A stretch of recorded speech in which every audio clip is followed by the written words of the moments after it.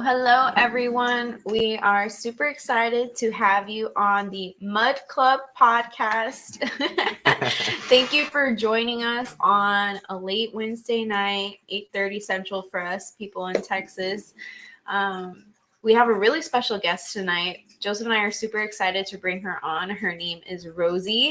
She is a Clifton Strengths coach. And I know Joseph actually got to talk with her a lot. If you want to explain a little more about her. Yeah. We had a great time over at Venus Multify Mastermind. It was pretty awesome, and just getting to know everyone for who they are as people outside of the normal business structure was great. And we were able to sit down a couple times. And I'm going to let her kind of dive into what it is she does, and how she can implement that. But there's tremendous value in the insight she brings to people. So without further ado, we're going to bring up our special guest and let Rosie take the stage and just take it away. Hi, Rosie. Hi, thank you. Thank you for having me. I've not had being a backstage feeling before on a podcast, so that was exciting. Thank you for that. That's awesome. But yeah, I'm super excited to be here, so thank you. Yeah. Thanks for being here. Yeah. And Joseph, it was so, I feel like, KJ, I feel like I know you even though I don't. I feel like I've gotten to know you just through social media. Joseph, at least, yes, we've had the pleasure of meeting. And when I was talking with you, KJ, I feel like it would be fun to talk a little bit more about the two of your strengths at some point tonight if we have time. But yeah, would it be helpful for me to share a little bit about my background, what I currently do? Yeah. Would be helpful. So, go ahead. I know she had a plan, and I think we're just going to start it off with how you came to be where you are right now, right? What is the origin story of Rosie Noel as far as what you're doing currently and the massive social media appeal that you've been getting, and I'm sure tons of business now. Thank you. Yes. Well, it all started back in 1985. No, I'm just kidding. I'm not as funny as I think I am. So I have I feel like whenever I give people like the little bit of background on me, I do like to go back to college only because I feel like I went to school to be a teacher. I wanted to be a teacher my whole life. I initially wanted to do special ed, and then I ended up getting my degree in being a high school math teacher. And then I went super corporate and didn't do teaching. I love teaching, but I burned out just from student teaching alone. So like, God bless teachers that can do that day in and day out. I was not strong enough. And so I went to the corporate side and pursued like a financial career. So more on the math side than the teaching side. And then throughout my corporate journey, doing like financial consulting, underwriting, not real estate underwriting, but different type of financial underwriting, and then just like strategic consulting. It was all of that was really empty for me. And I found that I was good at math, and I thought that meant I had to do math. I was good at consulting. I thought that meant I had to do consulting. And I started to realize like, oh, like just checking the box of saying I'm good at it is not enough to justify pursuing a career in it and doing it day in and day out. So that's when I started exploring the coaching field, and definitely I was talking to somebody earlier about it today. Like there's a lot of, I think, imposter syndrome that comes up when you start thinking about coaching, because it's like, no matter what age you are, whether you're like 20 or 50, you're kind of like, who am I to be coaching people and telling them, something about being a coach makes it feel like you're supposed to have the answers. And that's kind of scary, even though that's not what coaching is, it feels that way. So I think I got my coaching certification in just general coaching. So like executive coaching, business coaching. And then through my corporate experience, I transitioned into an HR-based role in talent management and talent development, and executive coaching was a big part of that role. And I really liked it. but it's still, there was like an emptiness for me. And so I started doing Clifton Strengths coaching in a corporate environment a couple of years ago, and we rolled it out. I was previously at a 10,000 employee company, and we rolled it out globally. And so I was a big part of that rollout. And I had been exposed to Clifton Strengths before, but not at such a large scale. So it's essentially gave me a flavor of like what it is like to be ingrained in a Clifton strengths-based culture, which I'm sure we'll talk more about. So I had the luxury of being a part of like introducing these concepts of developing your strengths at scale. And pretty not too long after that, I started my own business and was fortunate to have, back to college, a college roommate that was in real estate investing, and she was really interested in the type of work I did. And then the next thing you know, I've been able to meet a lot. I know more about real estate investing than a non-real estate investor would ever think they would know. But it's been really cool to kind of have a lot of parallels between Clifton Strengths and then really specializing almost in some ways in like the real estate side and applications that way. I love that. First off, I want to take it back to you wanting to be a teacher, because I literally went to school to be a teacher too, and then student teaching, I quit. Oh, same path. Okay. What made you quit?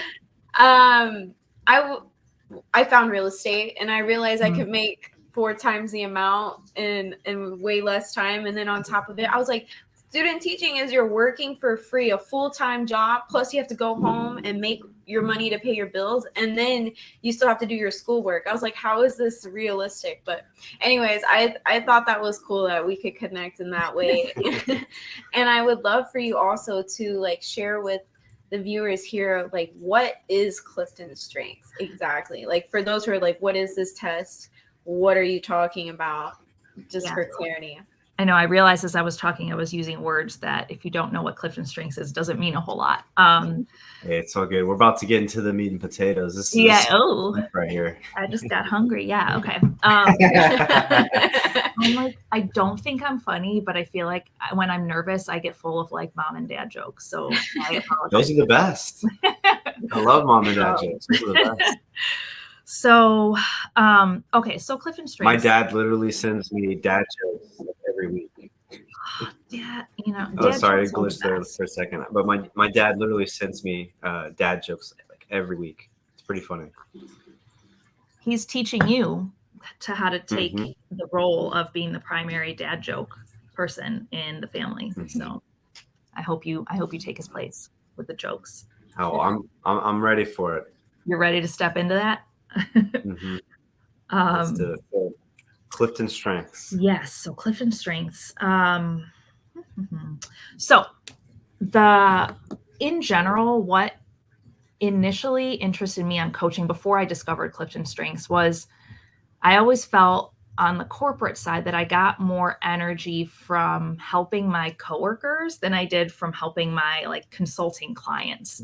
And it just felt more authentic. Like I was doing it because I liked to do it, not because somebody was paying me to do it. And so that's kind of why the concept of coaching was like, well, I like it if somebody's paying me. Yes. The answer is yes. I still do. I really liked the idea of helping people show up to be the best versions of themselves, whatever that was for them in that day, in that moment, in that season or of their life or the career that they were in. And so that's why coaching really appealed to me, because it was like, how can I help people show up as their best?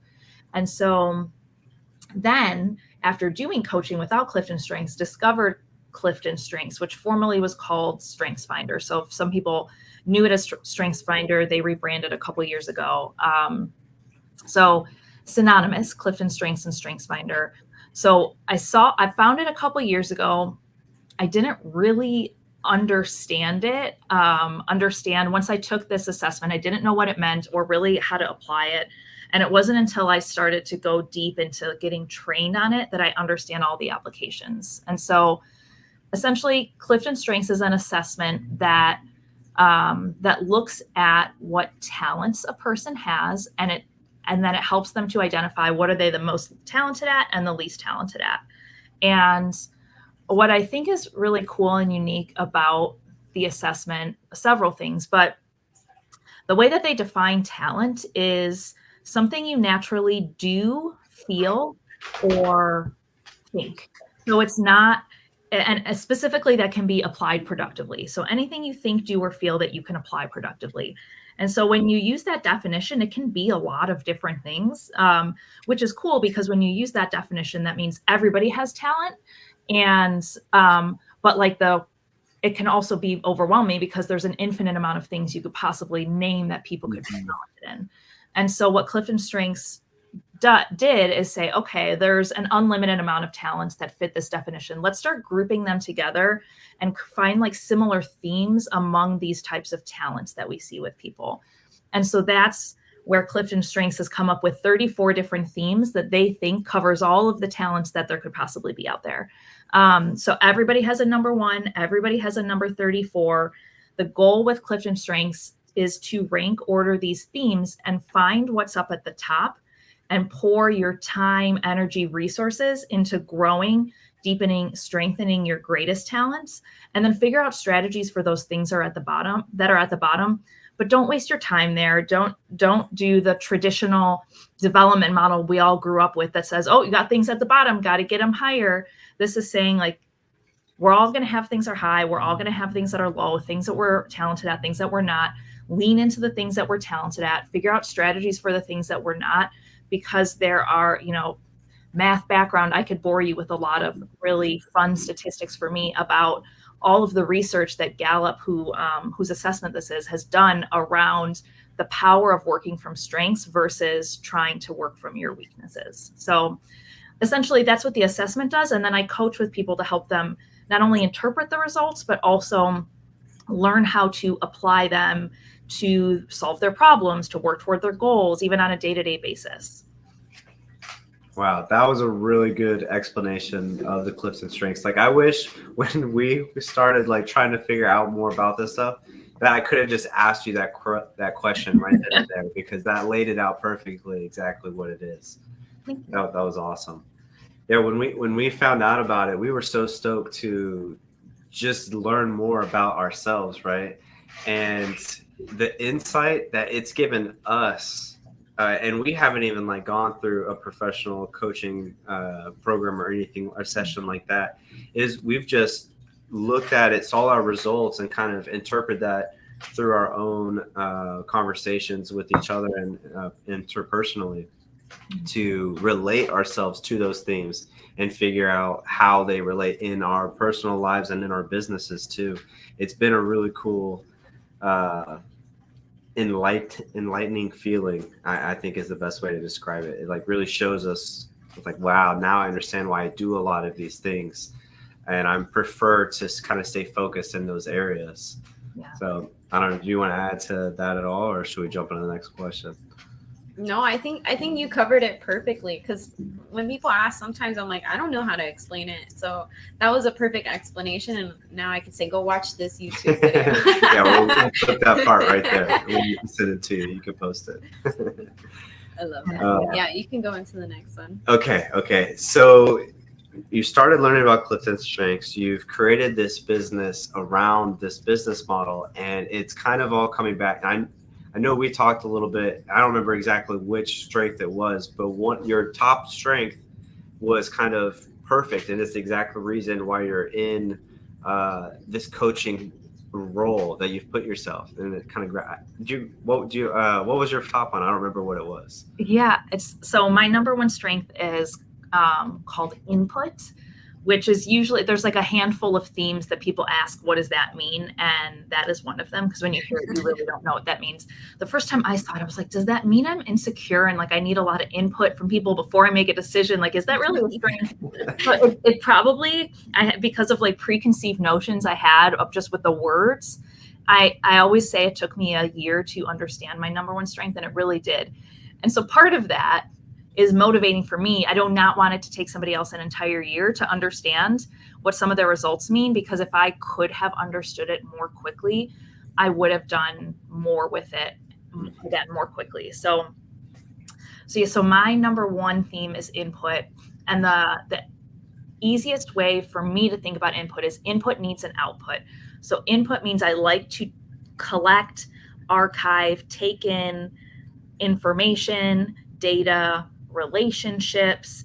It can, I'm not really like a collector of physical things, but like it can show up that way. And I'm always reluctant to say relationships because it doesn't mean I collect people like from a transactional perspective, but more like, oh, KJ, you really like this thing.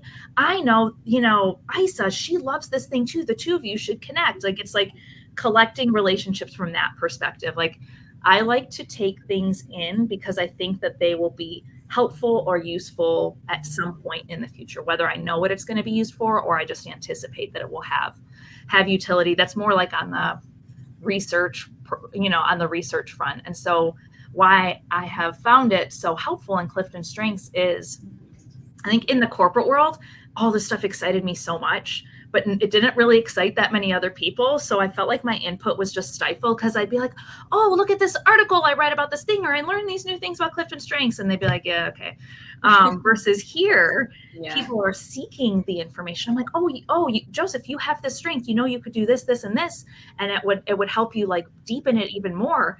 And you're like, oh, wow, that's great information. And then my input just gets lit on fire. And I'm constantly taking things in and getting a lot of energy from sharing it with people that want the information. So, so that's been really cool. And even that, combining that with one of my top 5 themes is called individualization. And I am typically much better one-on-one than I am with large groups. And I really hone in very naturally on what makes people, I think everybody's special and unique. And it's pretty easy for me to see quickly what's unique about people.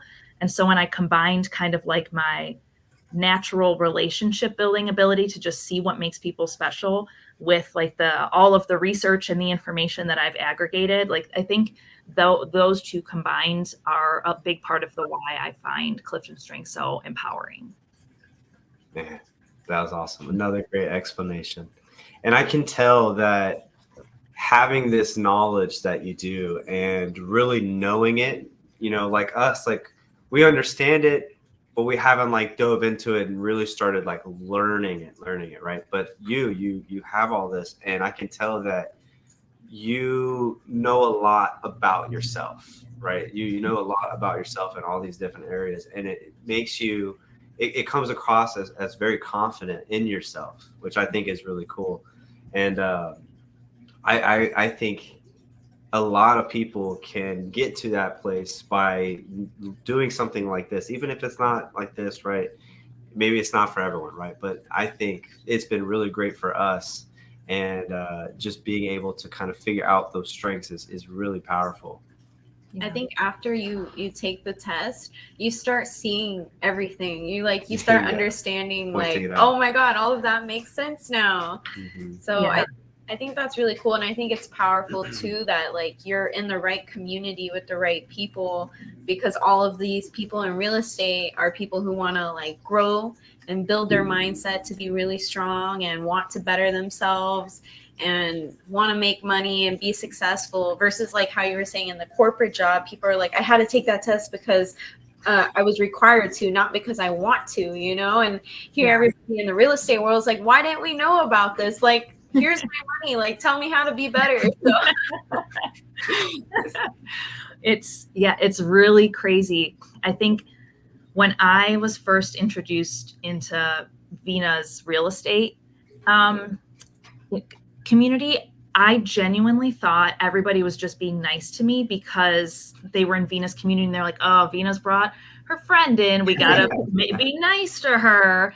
And it took me, it's still, I think, obviously my own stuff that I've had to work through, but even just coming up in a corporate environment, I cared so much about this kind of stuff. And in the corporate world, they say they value these things, but their actions typically don't align with that. They'll say this is important, but then they don't make time for it, or it goes on the back burner. And so I think I let that stuff get in my head for a really long time. And I didn't realize how much until I left my corporate job and was just surrounded by more entrepreneurs and people that are invested in personal growth and development.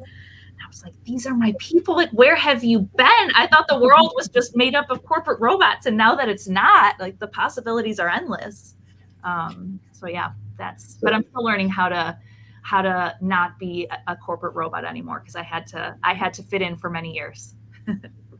It's all about changing that environment, changing your environment. And if you change the day-to-day around you, you're destined to change as well. So you're on the right track, right? You're on the right track. I definitely see you getting tons of attention, and that's exactly what you need to build a business, right? It's not about who you know, it's about who knows you. So you just keep doing what you're doing. It's obviously working. Let's go back into it, right? So where did you learn all this? How did you develop this skill set that you have, and how are you implementing it today with all of your clients and things? And you don't have to get to like specifics, obviously. Yeah. So don't go back to 1985. Okay. I will say I have worked very hard, and one of my mentors made this comment to me. He's like, you've worked on yourself so hard to like face the things inside of yourself that like aren't very easy or pleasant to face. And that journey's still not done for me. But I think because I have worked so much on myself, it's helped me learn a lot of different strategies. Some things have worked for me, some things haven't, but I've been exposed to a lot of different things. Mm-hmm. And so I think this like hunger and thirst for my own self-improvement, that goes back to that like number one input. I've taken in way more stuff than I would ever be able to apply to myself.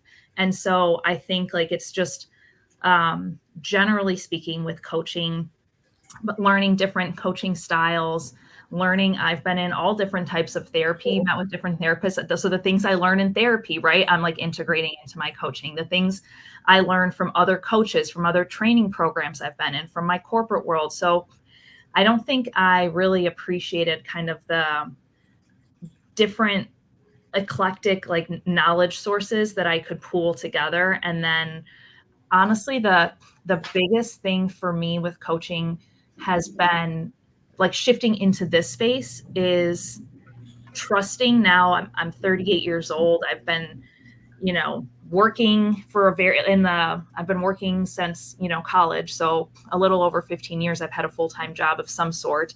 I've been working on myself for most of those years actively, and just trusting that, like, not getting that imposter syndrome and actually like trusting myself in the moment has honestly, that's made the biggest impact for me at this phase in my career, of not overthinking it, not coming with talking points to our conversation today. Like if I say something stupid, oh, well, I'm not going to die. Like it's just worst case scenario is somebody thinks I'm stupid. Like I'll still live, and so I think just learning to trust myself more. And part of what's made that possible is, knowing that I have done my homework and building relationships along the way so that it helps me have like a softer landing when I do fail. Man, that was good. I know. That was good. I love when you break things down, because first, I just want to go back. Let's talk about what you just said, right? There was something that you just dropped in there, and it kind of just like glossed over it. But you said trusting in yourself in the moment. I thought that's really powerful. Definitely resonated with us, because there's times when we're just like, okay, we're about to take this huge leap, and we have no idea if it's going to pay off, but we're trusting in ourselves, and we're trusting in the things around us and our faith and just everything, and just take it. Every time we've done that, it's paid off for us. So I love that you said that. I think that was really cool. And man, every time you just break things down, it's so clear, and there's so much to extract from that. Because I know in our interactions so far, I've listened in on some of your conversations that you were just having around me, right? With everybody coming up to you, asking you questions. And I was kind of just taking all of that in, breaking it all down, and you explain it in a way that it's very easy to receive, and it's digestible. There you go. I think the huge thing about you being a coach is like the fact that you've been working so hard on working on yourself, because I don't think a lot of people even know about mindset and working through trauma and just things that you need to overcome. Like, I know some people go their whole life without even realizing their subconscious and past things they've been through are like controlling the way they react and do things.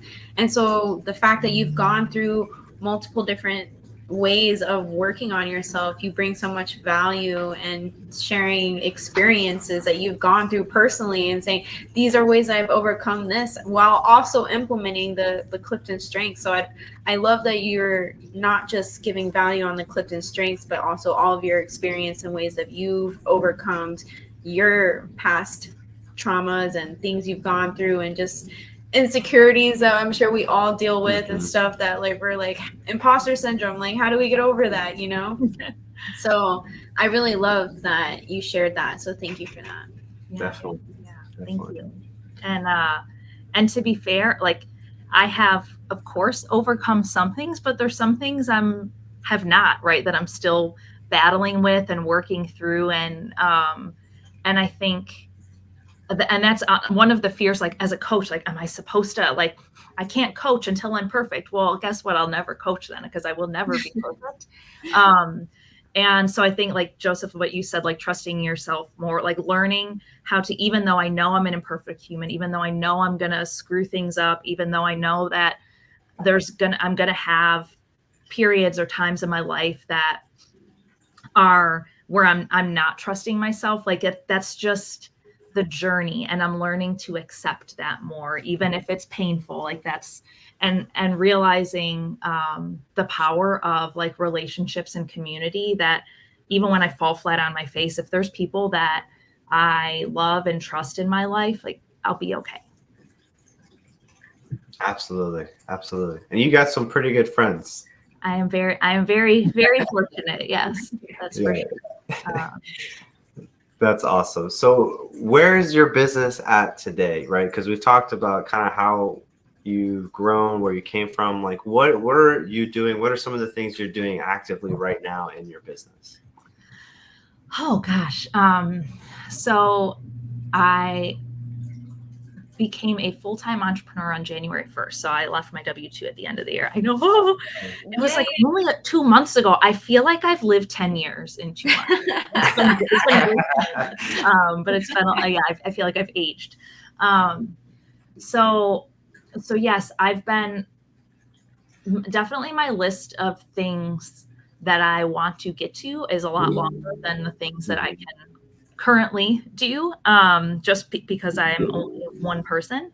But like kind of just to put some things in buckets with my business so far, there's been, there's I do a lot of one-on-one coaching that's specifically tied to Clifton Strengths. And right now I'm kind of getting through this big lift of like PACE introducing me within the sub 2 community. And so when I was introduced to Vina's multifamily community, I started coaching with a lot of people from there. And then I was introduced to sub 2, and I started coaching with a lot of people from there. So a big part of what I'm doing right now is just sitting down with people, oftentimes just for one session, and helping them understand their results and what they mean and how they can apply them.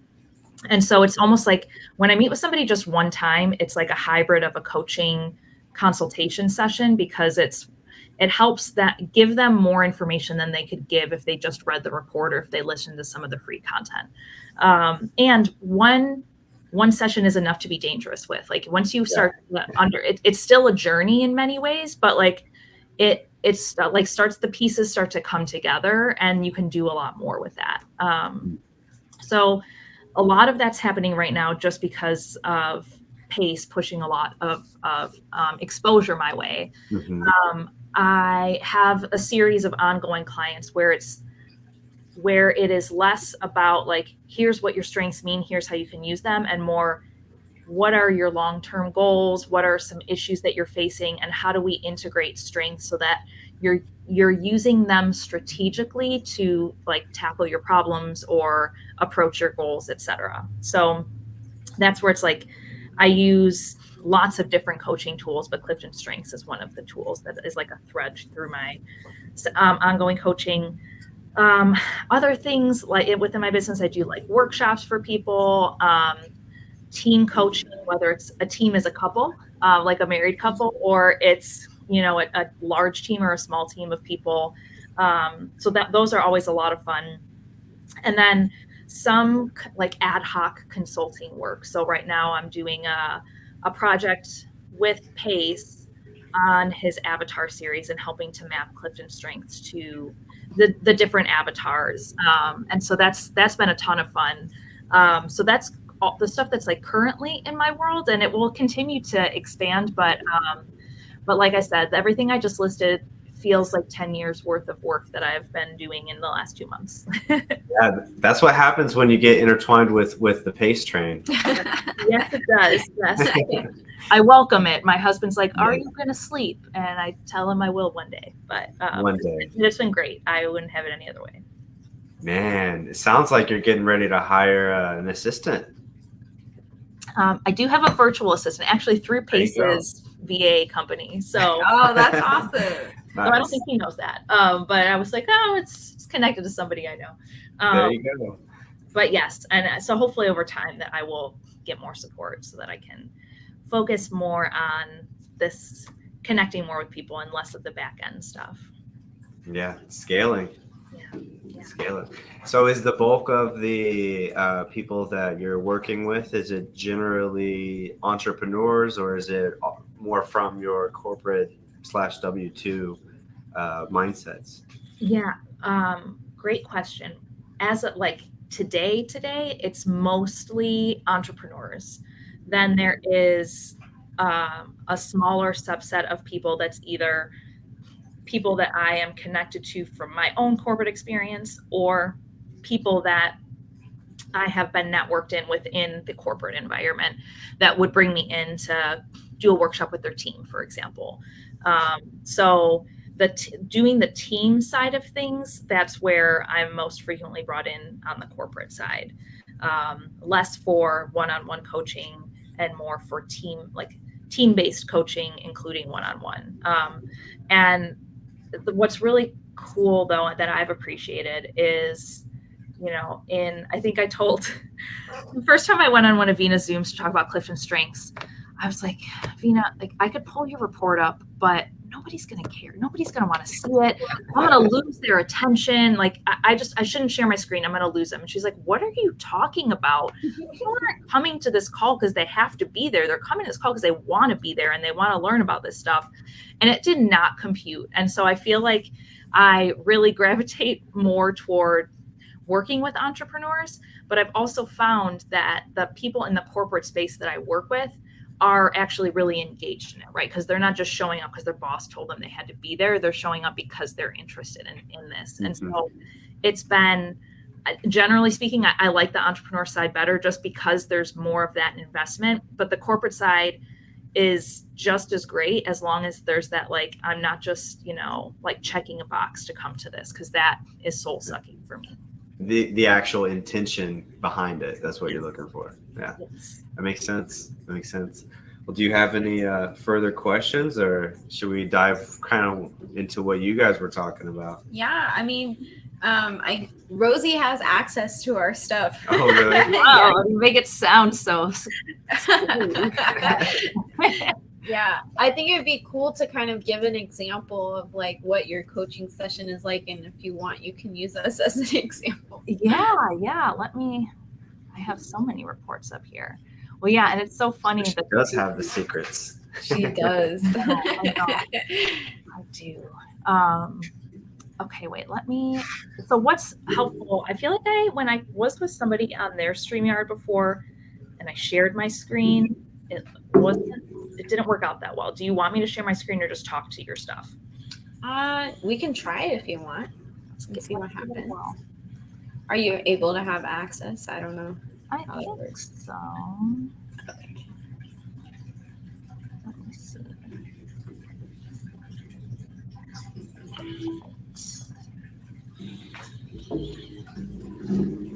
Pull mine up. I think.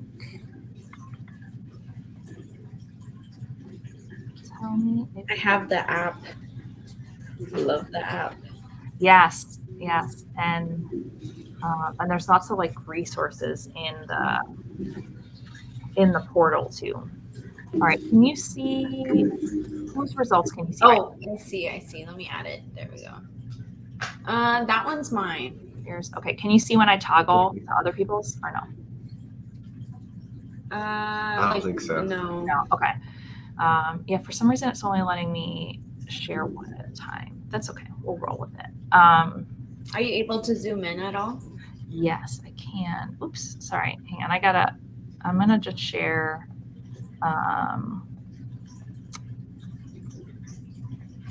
Share my window. I didn't realize I could do that. Okay. And then yes, I will zoom in. There we go. Okay. How do I zoom? Okay. So I guess it would be, generally speaking, so these are yours, KJ, and you can see at the top here, this is Joseph's. Yeah. Do you need me to zoom more than this? No. It looks great. Okay. So normally whenever I coach with people, I feel like people will show up and they'll be like, okay, tell me everything. And I was like, That's exactly what I wanted to say to you. I was like, what do we expect in a coaching call from you? Like, what should people expect? Like, okay, you have our results. Like, now what?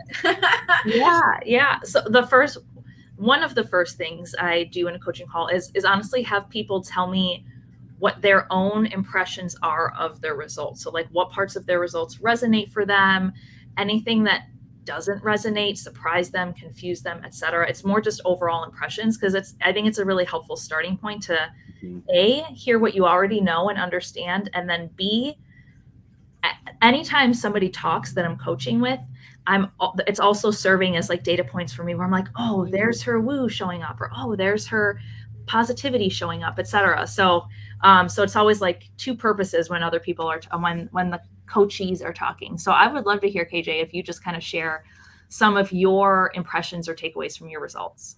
Okay. Number one, for communication makes total sense.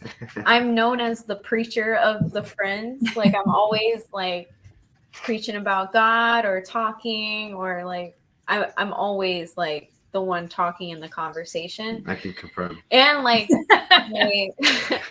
my goal, something that I want to achieve, is like be a public speaker, because I want to help others and like inspire others.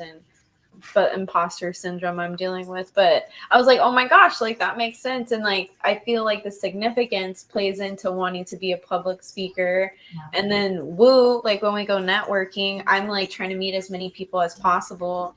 And I usually filter out people, and then I send them to Joseph, which he does like the deeper connections. And then I'm very like, I'm always planning ahead. I have to have a schedule. I have to know what's going to happen. I like to plan like, oh my gosh, this is what our future is going to look like. This is what we should do in our business. Like, I can't wait to do this. I can't wait to do that. I'm like, imagine us here. Like, imagine us living here. I'm like, imagine all the other things we could come up with. So like, I'm always coming up with ideas that he implements. So without him, like my ideas would just be ideas. And 34 is harmony makes sense for me too. Straight to the bottom. Because I'm the type of person that She's gonna speak her mind. I'm gonna speak my mind, and I'm gonna stand by what I think is right, whether it hurts other people's feelings or not. Like I'm gonna stand up for what's right, and even if that means some people aren't happy, then so be it. So that's what I interpret as harmony, like me not having harmony. Like that's kind of like what I figured. Or lack of harmony. Yeah, lack of harmony. Yes. Keep going though. You got more in there in the top. I know. Okay, when I see belief, I'm thinking like you have some type of internal belief that you are driven by. So like me, I'm very strong faith about God. I would say activator. Like I'm always like, let's go do this, let's go do that. Like I could see myself as that. And I love to learn. Like Joseph gets mad because I want to watch things that I'm learning. I don't like, if we're watching TV, I'm like, I don't want to watch TV unless I'm learning something. Like all documentaries. I was like, I love to learn. So I think that's great for like being in this business. And I would say that I'm positive. That I'm, yeah, but I don't need to go through all of them, but Yeah, just those 10 is good. Yeah. Yeah. That's when it's just funny to hear the way you describe too, like you lead with influencing. So that makes sense when you look at your, your top 10, because your top 3 are influencing themes and all of your oranges are in your top 18.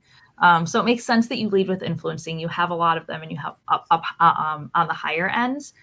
And in general, I always like, you have a lot of orange, green, and then even blue. Like you've got 2 blue in your top 10 and 3 over here in your 13, 14, 15. And so I know Joseph leads with executing. And so that's, if you were going to have like a weakest domain, I would say it was executing. So convenient that your husband leads with executing. Like that is the power of Clifton Strengths teams. So I just think that that's cool. And similarly, like the ones that Joseph has low are a lot of the ones that you have high. So yeah, look at my 34. Yeah, it's crazy. And I would say like, this is just a number I made up in my head, but like 75% of the time, I feel like I see couples that have opposite strengths, like some form of a balance. And that's not like 100% of the time, but and definitely not an indicator of success in a relationship. But it is really cool because there are, it's basically just gives you multiple tools to pull on in your toolbox. Like I always think this, like KJ, you have, everybody gets, for simplicity's sake, 10 tools. These are the tools that you get in your toolbox, KJ. My mouse. So if you are like, oh, okay, well, let's say harmony is like a hammer. I need a hammer for this job. Let me look at my toolbox. Well, no, I don't have a hammer. So can I use like this screwdriver I have up top, or does Joseph have a hammer? Oh no, Joseph doesn't have it either, but his is a little bit higher. Maybe I'll use like my screwdriver and his saw. Like, and now we're getting too deep into the tool analogies, but you know what like, it's like, okay, I've got 10 tools and he's got 10 tools. So now together we have 20 tools that we can use strategically.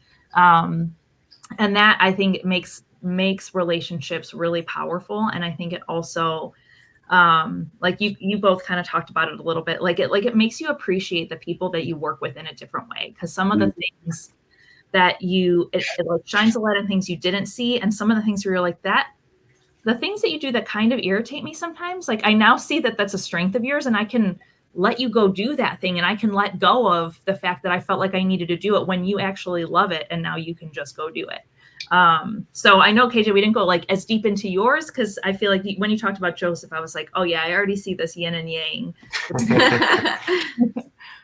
Yeah, no, I'm just following you. So maybe just to hear a little bit more from Joseph, like tell me a little bit more about your results and what kind of stuff resonates for you, etc. Sure. Yeah. And then we talked a little bit about a couple of these. So when I asked from you what how you described self-assurance, you kind of talked about it as someone that's grounded in who they are. And I thought that was like a really great explanation, because I relate to that a lot, right? I don't really do things because people want me to do them. You know, I'm kind of like, whatever decision I make, I'm going to stick with that decision unless I determine that I want to change that. You know what I mean? Like I'm very confident in the things that I do, and I know I can do them well. So I felt that's kind of my description of it. Restorative, I kind of relate that to just like solving problems. Like I definitely a problem solver, and I enjoy it. And I'm always looking at ways that, like, if you bring something to me and you're not asking for a problem, a solution to a problem, you probably shouldn't bring it to me. So I'm probably going to offer you a solution. Adaptability, just being flexible in our job, that you kind of have to pivot, right? And so no matter the situation, whatever comes up that day, I'm usually able to handle it and be kind of on top of it, or do it quickly, or at least delegate it off to whoever needs to do it.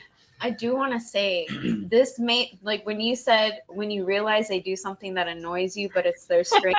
With the most love possible, of course. This was one of those things because Joseph is always like, let's just wing it.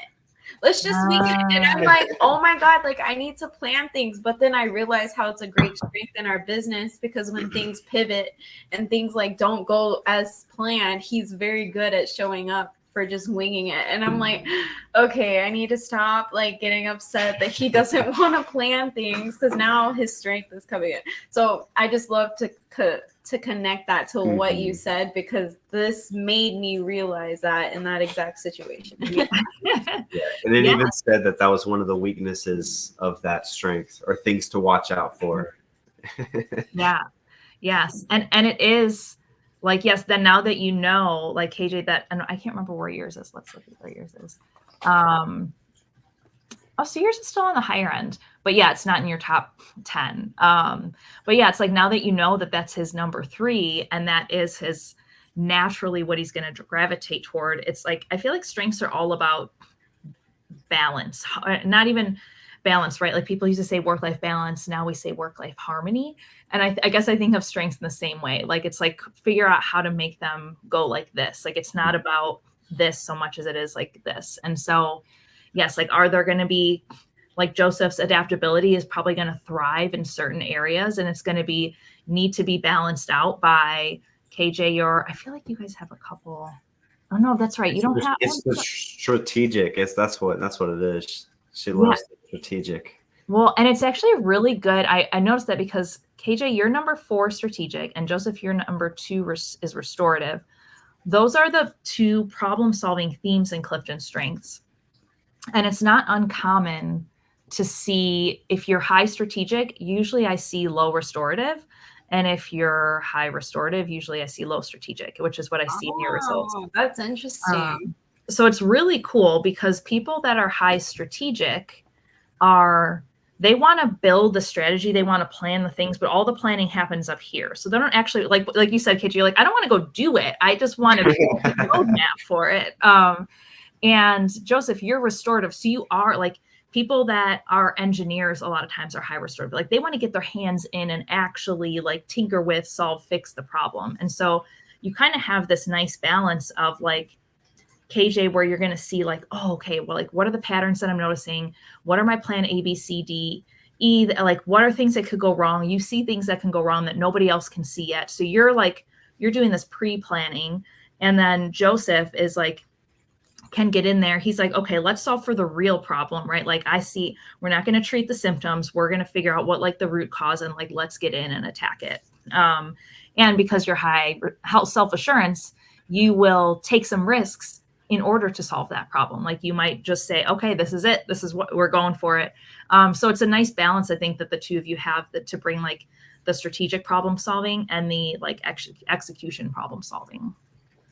I love it. This is cool. I didn't mean to go on a tangent. No, it's good. This is good stuff. I mean, I can keep going, or you can keep telling us more things. We're here as long as you want to be, Rosie. That's the end. I know. I mean, luckily, we're both on Central Time, because I'm like, I would probably keep you guys up if you were on the East Coast way later than you would watch it. We're good. Let's look at this one. I'll zoom in. But have you seen this before? No. I don't think so. Oh, okay. Well, this will be fun.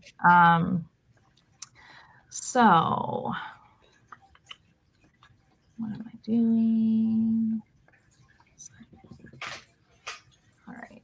I'm trying to zoom so that it doesn't look super small, but it's a very wide view. Can you see this okay enough? Yes. So this is the main report that I use when I'm coaching with teams. Team just defined as 2 or more. So in your case, you are a team of 2. And so what's really cool about it. So what I've done for this report is I've plotted your top 10 results and your bottom 5. Can I hide this? So your top 5 are in green. The medium gray is your 6 through 10, and then the dark gray is the 30 through 34. And so and there is a version, and I'll send this to you all as a follow-up. We're definitely not going to go through the specifics of it, because you can see how intimidating it looks to just have all these colors and numbers. This is already intimidating. But it's like even just without like actually reading line by line what these are, I always just look at where's the highest concentration of green, right? And for the two of you, the highest concentration of green is pretty easy to see that it's in the influencing domain.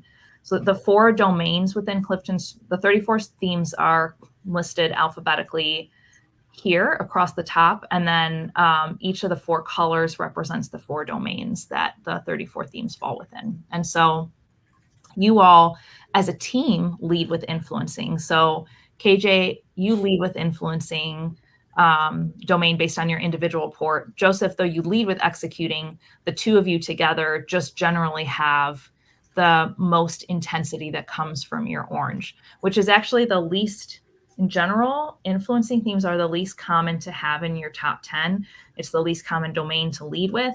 It's also the least common domain for a team to lead with.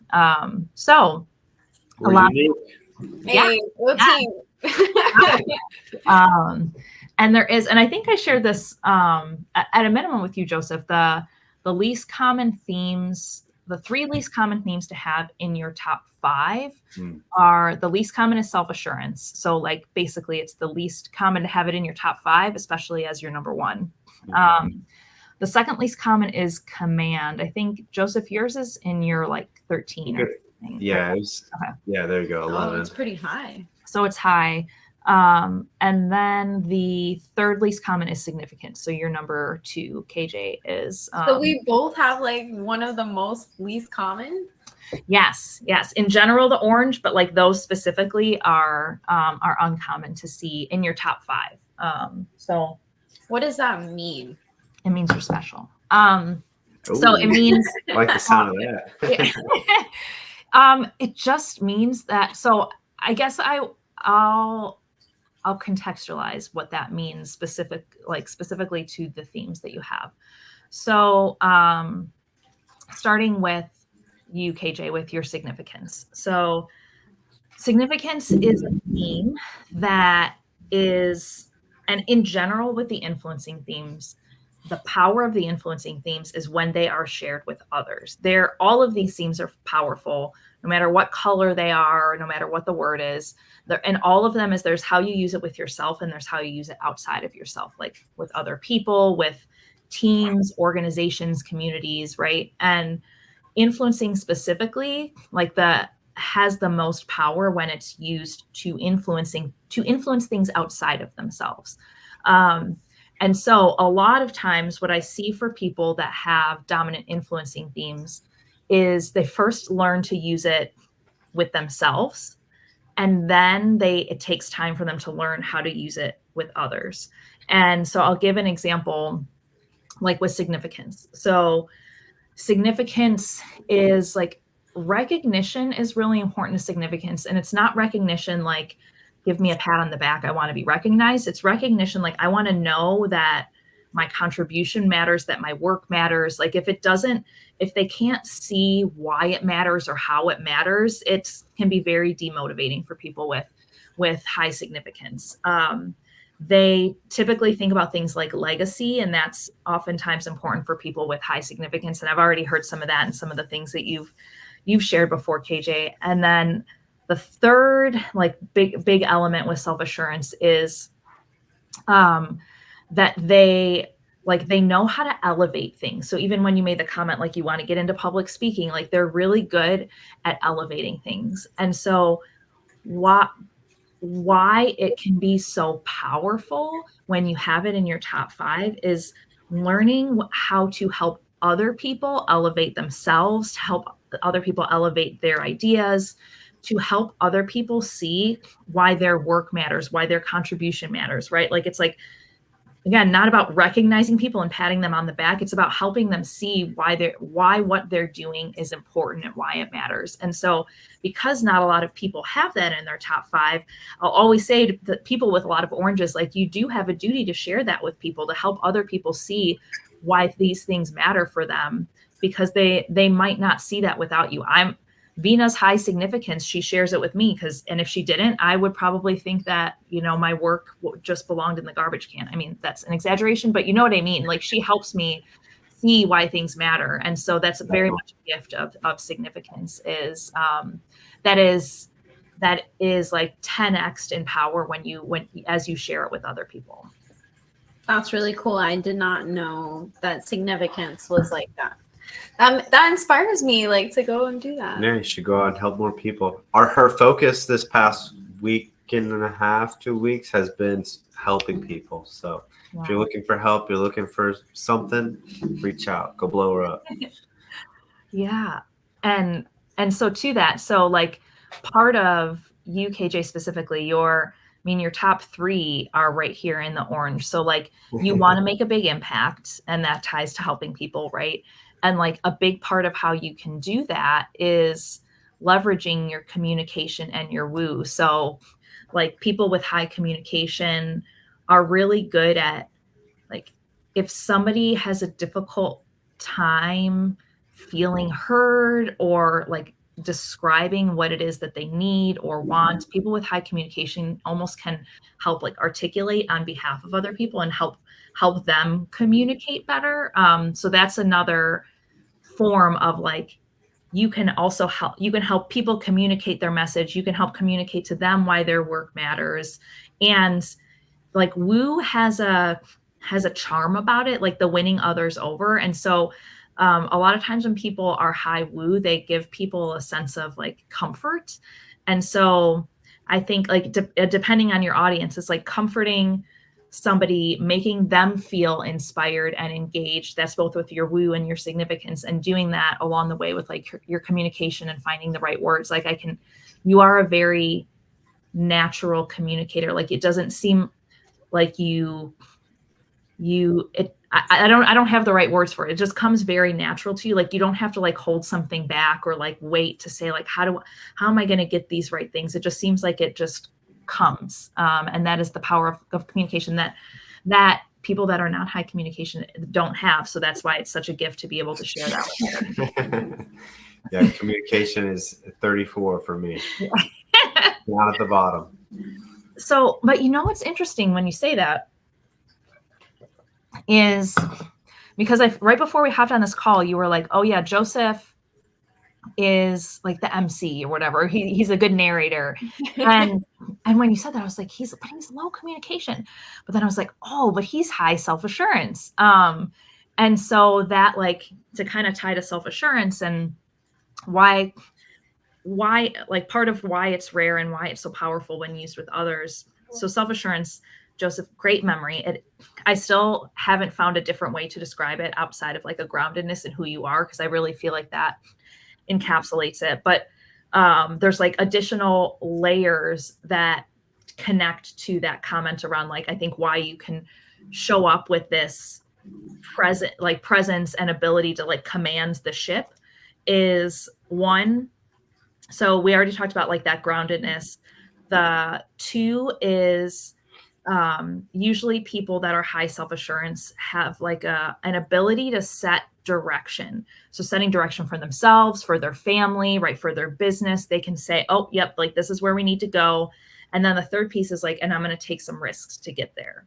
And so it's kind of like those 3 pieces. And if it all blows up, either like we'll adapt and we'll change directions. It's not going to like rock us so much that we can't recover from this. And you're also high command. So even at number 11, I will like the 2 most intimidating themes are command is the most intimidating, generally speaking, and then self-assurance is the second most intimidating. And I can feel how your self-assurance has that self-assurance is not intimidating because of something that the self-assured person does. It's more because it's not as common. It's like uncomfortable for other people to see people that are so certain, right? And so clear about where they're going. It's like, oh, so it's like not because you necessarily are like an intimidating person. It's just that clarity is less common. And command, on the other hand, command can be like if somebody's high command, they have a presence. They have like, they don't have to use a lot of words to get their message across. And so even at number 11, like I think this, like you have this balance of like these orange themes, but then these like adaptable blues. So even though your communication from a Clifton Strengths perspective is low, your like presence almost seems to lend itself to like aid communication for you, or at least that's what I see in how you show up in these calls and in just general when I've seen you. I like that. We're gonna rock with that. So no longer communication in the gutter. You don't need it. You got the communicator already. Yeah, exactly. So I know we're at 9:30, and I know you have a small baby, so I want to be mindful. She's asleep. Yeah, I mean, don't stop on our account. It's up to you. I might stop you if we get to 10, just because I'm gonna want to eat second dinner. Or I guess, second dinner. I love second dinner. Yeah. Well, I mean, I could talk for 7 hours and still not run out of things to say about your results and in general about all this. So like, what is there something specific that would be helpful for you in the context of like something that you're working together on as a team, like a roadblock that tends to get in your way, or like a goal where you're like, whatever, I need to unlock this. We need to unlock this next thing in our business. And if nothing comes to mind, that's okay. But a lot of times when I can help you see where they're applicable, it just can be helpful in a different way. Not that I could think. We've been growing a lot in our wholesale business. Just all of the businesses collectively have been growing. Things have been going pretty well. We stay in our own lane. That's something that we had to learn. Had we learned this a lot sooner, that probably would have happened a lot quicker. But, at this point, we've pretty much like ironed out like our relationship to each other as business partners. And it's kind of like she's the brand, right? No one would even know who we are if she wasn't posting or putting all this stuff out there. Like, I'm non-existent until you get into our sphere. You know what I mean? So she's our brand. She's out there. It's the woo and the communication and the significance, just wanting to be known and to help others and all that. And once they come through, she kind of directs them to wherever they need to go within our process. And then if it's with me, like it's a meeting with me, I kind of take over and I bring out that relator and I start building that conversation or that relationship deeper and kind of just taking it from there, being so self-assured and whatever I'm talking about. Yes. And whenever people have that low, they're like, does that mean I'm not confident? I'm like, no, but though confidence can be a symptom of like that clarity, like, yes, it definitely comes off that way, but it's also these are all things that come naturally to us, but they're not automatically strengths. Like they do come from learning how to grow and hone them and make them productive, make sure that they're not showing up as weaknesses, make sure that your self-assurance doesn't get, what is it, like shiny object syndrome, and you get clarity in too many directions. And now you're just taking, 100 risks a day. That's obviously a gross exaggeration, but any of these themes can show up as a weakness. So it takes time to learn, even if it's your number one, how to use it as a strength in every area of your life, because most of us have areas where we're using it as a strength in this, like maybe with my relationship with my husband, right? I'm using my input as a strength, but my relationship with my colleague, I'm using my input as a weakness. And maybe I'm not using it at all with, my other friendships. So it's like learning where are things getting in my way and how can I use what I have to like remove the obstacles. So that makes a lot of sense. And actually, like, it made me think of how what are some of our downfalls or where we're not using our strengths. And it made me think, like, if I rush into decisions, I'm going to be like, very like, this is the way, you know what I mean? And kind of just go for it. But luckily I have her to kind of bounce ideas off of, and she's always being her strategic and futuristic. So I rely on her a lot for a lot of the ideas of where we take the business. And I kind of decipher which ones are truly the ones we should go and which are the ones that we should maybe not do right now or do later, or things like that. Yeah. So it made me kind of see how we've already been doing that and why it works that way, right? It's because I'm ready to go on a whim and not really think about the results or consequences of maybe it not working out so great. You know what I mean? So it just by talking about this stuff and getting familiar with it lets me break it down in a way that's I can understand it more about myself. And I think it's pretty cool. Yeah. Yeah, that's so good. And oh, hi Joel, thank you. And it's what's like, so your strongest domain is influencing. Your weakest domain as a team is strategic thinking. So what you said was like exactly spot on, that you should be relying on KJ for that, like to not just like steamroll ahead, because you could, and you're high executing, you've got your high self-assurance, like, but to have the people that have orange and purple move the fastest. And Joseph, you have a lot of orange and purple, right? And so to have somebody that has the green to slow things down when they need to be slowed down like that, especially with these like your 4 and your 5, KJ, like to say, okay, like how does this connect to the vision that we're working toward? How does this, have we thought through the different iterations of like what could go wrong? And even with high positivity, high strategic, which you have, KJ, is a really nice combination, because you can see what's going to go wrong probably before like Joseph sees it, but you know how to communicate it effectively in a way that doesn't make it come off as negative, which is a lot of times can be a challenge for people that are high strategic, that don't have like high positivity or high communications, learning how to communicate, that they're so good at seeing what can go wrong. They're so good at seeing the problems that like it can be hard for other people to appreciate that. And it seems like you've developed an appreciation for what each other brings, which is exactly what the research that Gallup has done around this has been. Like, people will always ask me, oh, okay, whether it's a business partner or like, like a life partner, like, oh, I'm looking for a boyfriend, girlfriend, whatever. They'll say, should I have them, take the Clifton Strengths results? I'm like, I have a lot of orange. I look at somebody with a lot of blue. And I'm like, no.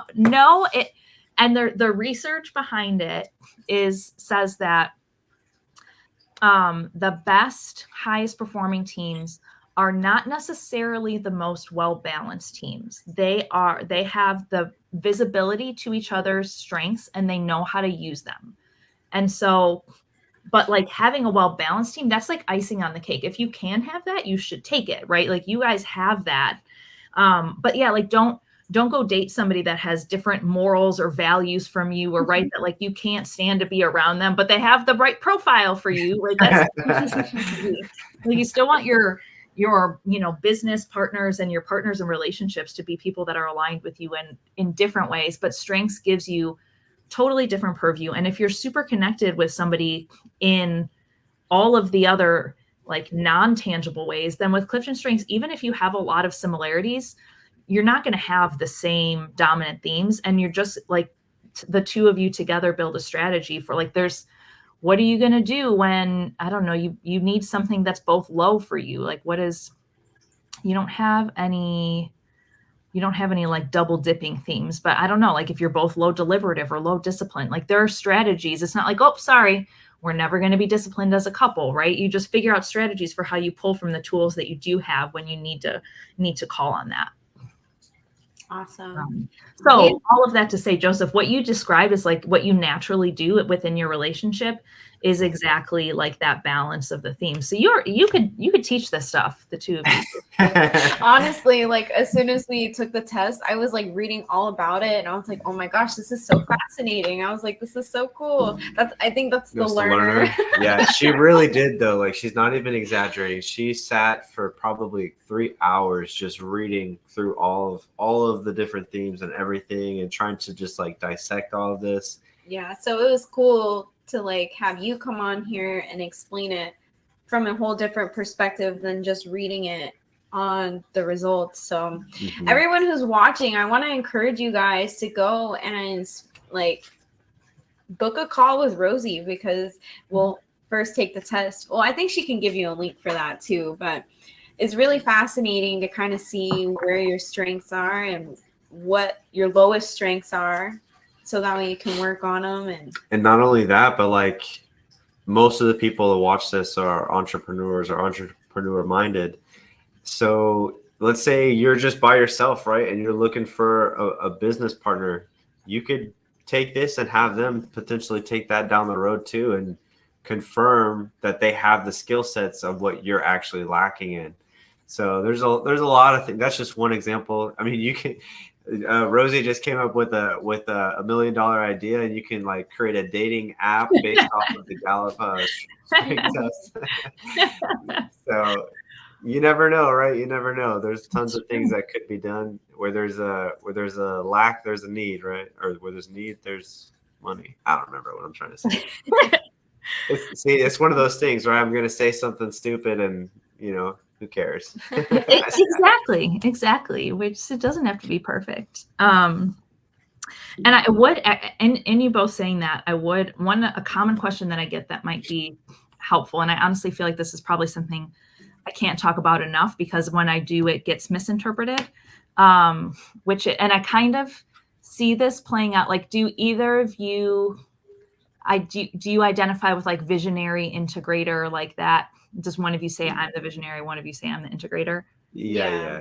She's the visionary. I'm more of the integrator one. Okay, that makes sense. And again, back to this like 75% rule that I've created in my head.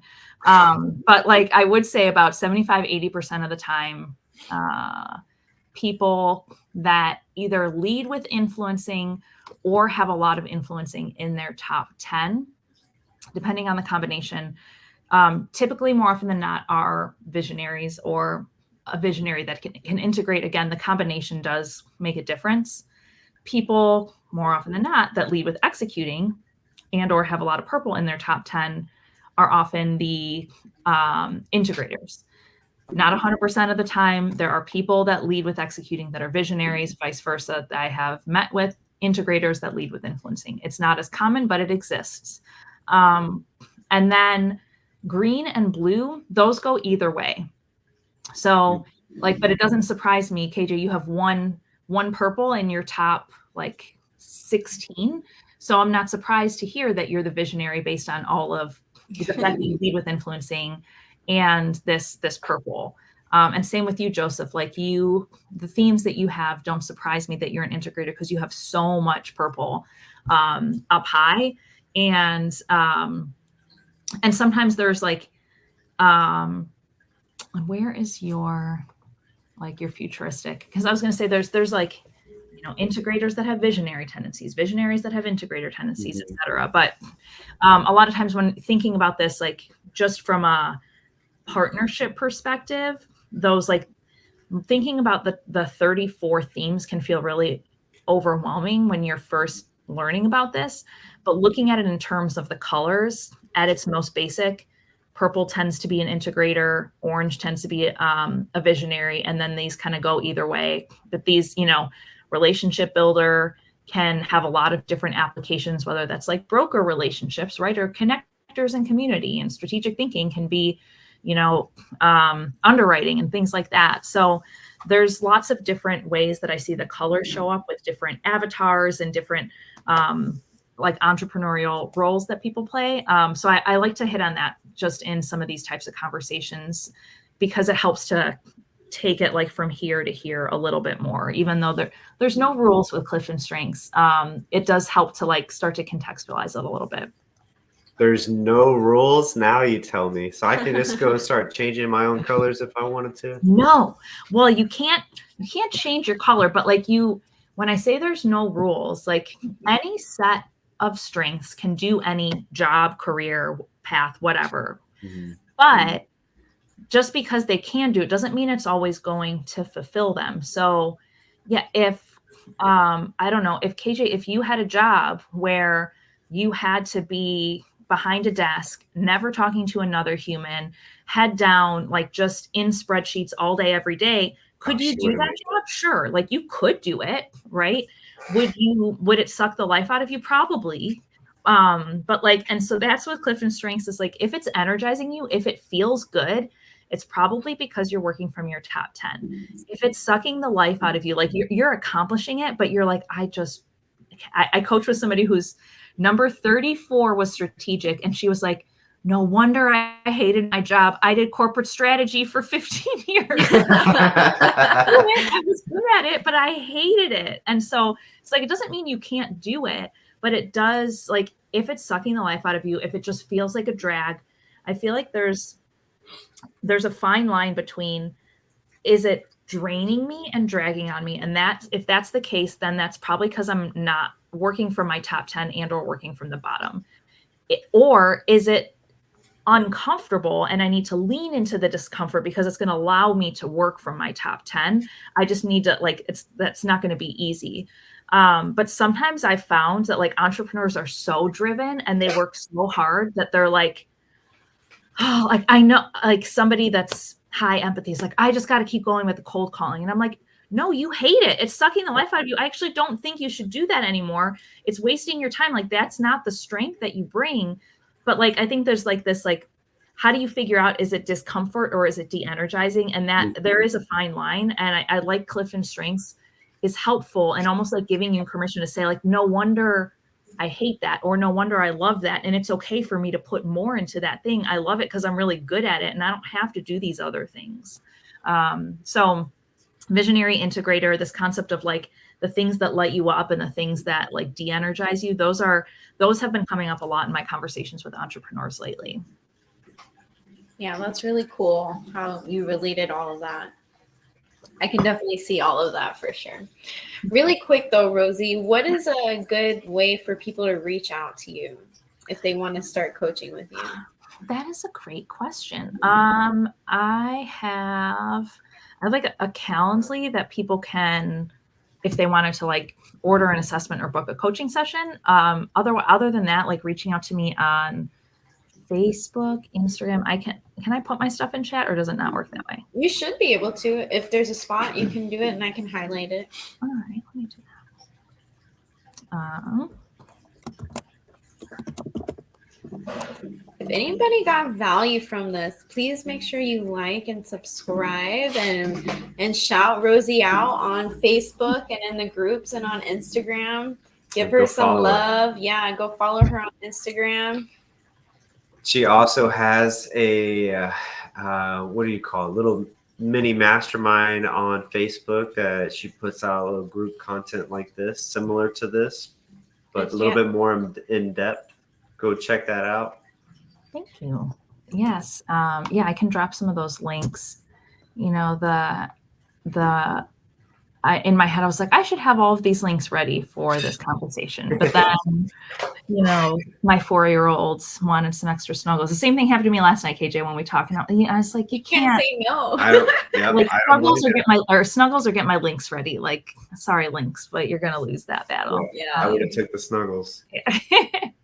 Yeah. All right. You only get so many of them. You have to embrace all of them. They're only little for so long. I know in my eyes, my kids are already like they're 2 and 4, but in my mind, they're like going off to college already. And